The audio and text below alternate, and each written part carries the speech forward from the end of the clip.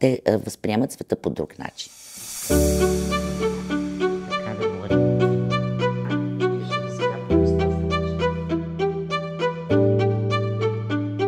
Казвам се Милена Кънчева и в последните 30 години се представям основно като майка на младеж с аутизъм. Защото това да имаш уникален син променя много нещата. Основният проблем при хората с разстройство от аутистичния спектър това е, че имат проблеми с поведението и социалната комуникация. Това много често при тях се налага ние да им обясняваме какво изпитваме и чувстваме или какво сме имали в предвид създадено поведение. Голяма част от тях никога не успяват да разберат поведението, мотивите на другите. Чувстват се застрашени, изпитват болка от най-различни ежедневни неща или стимули и затова предпочитат да си останат в своя сигурен и стабилен свят и са си самодостатъчни. Но друга част пък от тях имат огромното желание да общуват и да са сред другите хора, но не знаят как да го направят. Представете си, те не могат да говорят. Как да изразят себе си, ако не чрез изкуство.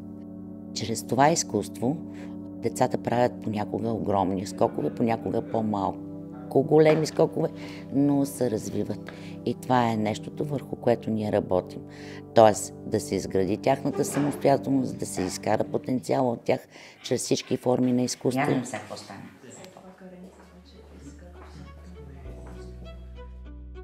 Създадохме творилницата, група ентусиасти. Идеята беше да се направи едно такова пространство защитено и иноваторско, което деца и младежи с проблеми в развитието да получат неформално образование чрез изкуство. Ебро, рисуване, пирография, работа с глина, керамика, моделиране. Но това, което е общото между всички, че работата с глина възпитава от тях и много други положителни неща, освен финната моторика, например и умението да изчакваш, да следиш процеса във времето и по този начин да подобриш своя самоконтрол.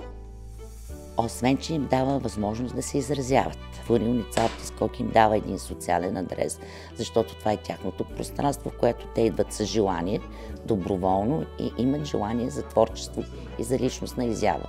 Оттам пък получават самочувствието, че могат и това пък води до мотивирането им, желанието им да общуват с други хора и да не се притесняват.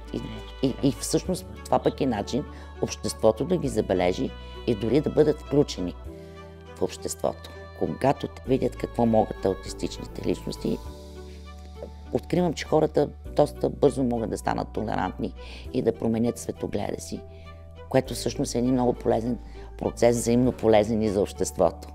Най-голямата надежда за бъдещето, хората не могат да имат своето право на щастие и нищо да ни пречи, да могат да го достигнат.